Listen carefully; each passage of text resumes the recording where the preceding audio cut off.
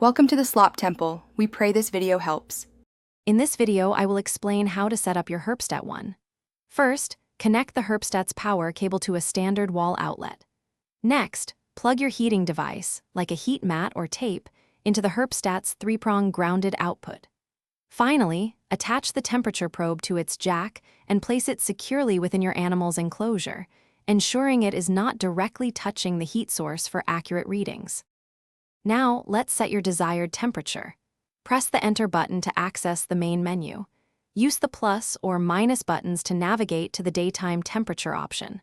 Once selected, you can adjust the temperature using the plus and minus buttons.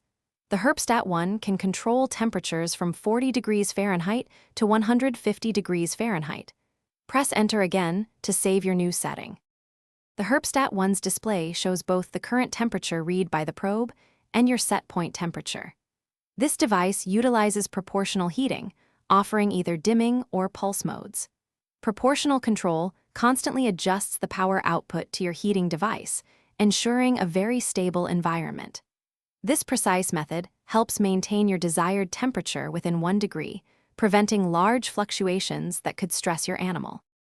For optimal safety and performance, always plug your Herpstat 1 into a good quality surge suppressor.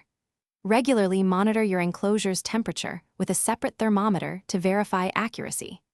Ensure the probe wires are routed a few inches away from any AC power lines to prevent electrical interference. Finally, place your Herpstat in a dry location, away from direct sunlight or drafts, to ensure consistent operation. Thanks for watching. Consider subscribing if we helped you.